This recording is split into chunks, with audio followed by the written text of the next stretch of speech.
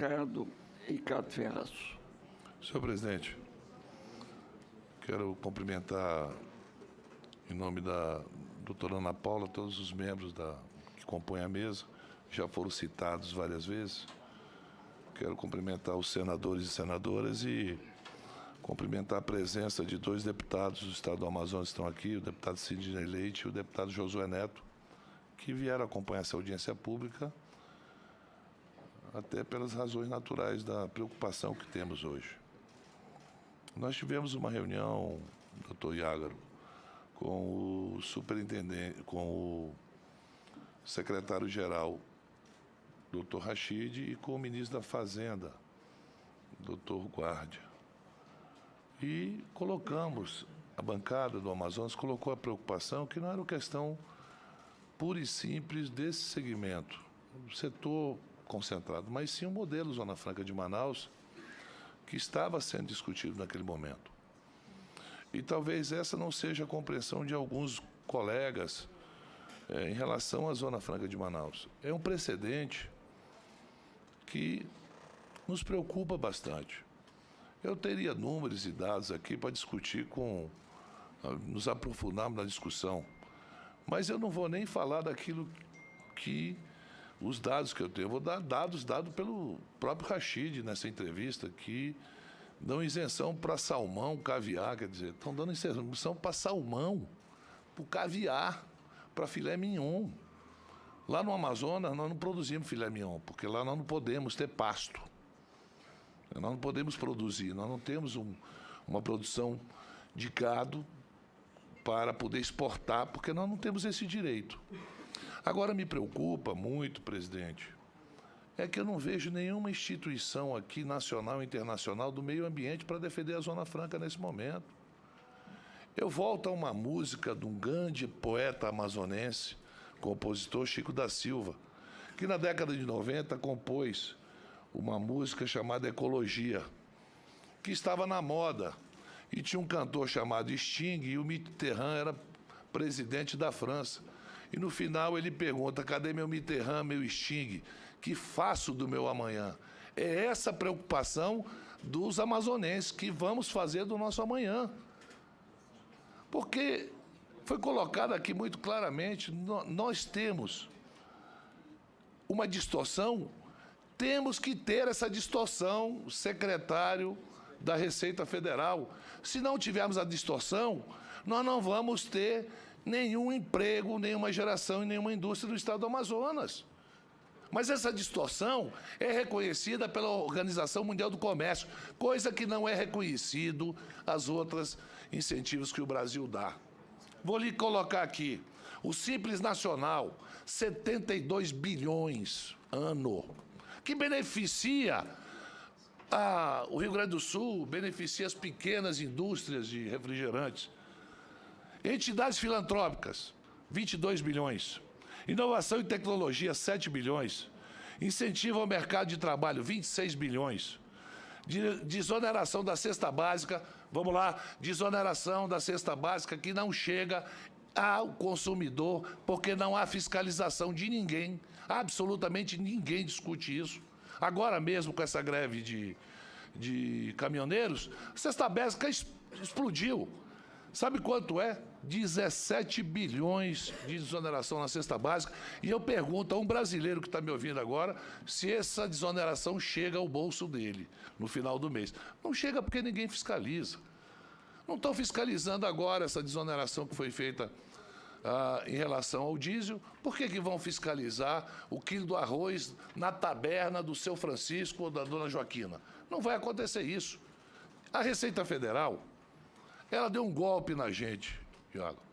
Era um golpe já premeditado há muito tempo, há mais de 2 anos que a gente vem discutindo essa questão com o Rachid. E na calada da noite, apunhalou um modelo que serve de exemplo para o controle do desmatamento na minha região. É um modelo que não é do amazonense, é um modelo que é do Brasil, porque defende e preserva a Amazônia. Defende e preserva a Amazônia, que serve para os brasileiros saírem do Brasil e cantar e decantar a Amazônia, mas para quando defendê-la, poucas querem defendê-la. Volto a repetir, presidente. Eu até estranho, não tem ninguém daqui, nenhuma ONG, né? Aquelas que se alvoroçam, que vão, se amarram em uma árvore para defender essas árvores, que vão quedar. Não tenha dúvida. O precedente, senhor secretário, é o que nos preocupa. Isso nos preocupa. Sabe por quê? Porque a Constituição, como foi composto os custos pelo processo produtivo básico, e a classificação não foi feita por decreto, foi aprovado num conselho dentro da SUFRAMA, que a Receita Federal estava presente, que o Ministério do Planejamento e o Ministério da Fazenda estavam presentes. Não foi uma coisa, uma atitude feita às escondidas, senhor presidente. É algo que foi colocado e posto para aqueles que queriam investir no estado do Amazonas. Aí nós estamos numa partida de futebol, isso acontece com o Brasil. Todo mundo foi olhar aquela telinha lá para saber se foi pênalti. Para todo mundo era, só para o Brasil que não quiseram olhar. E o Brasil passa isso para os investidores. E aí a preocupação, senadora Ana Amélia, não é a questão se o lucro é maior ou o lucro é menor. É a vergonha de oferecer para se fazer um investimento, tendo uma regra, e aí, quando tem uma crisezinha, vai lá, não, olha, muda a regra lá. E não muda outras regras. Crisezinha, senador. Não, eu tenho que levar a senhora também na brincadeira, né, senhora? Porque a senhora é o seguinte, a senhora repete uma mentira aqui várias vezes para se tornar verdade. Qual foi a mentira, De 80 milhões, senadora. Que o seu Estado vai perder. Não é verdade, senador. Eu só estou lhe respondendo, senadora, porque a senhora deu uma risada irônica. Você está me entendendo? E eu não aceito isso de ninguém. Porque quando a senhora está falando, eu estou escutando. A senhora repetiu uma mentira que o presidente da FEBRAS falou. A senhora está repetindo essa mentira desde a última sessão. Senadora, sabe quanto é que vai entrar esse ano com isso? 700 e poucos milhões.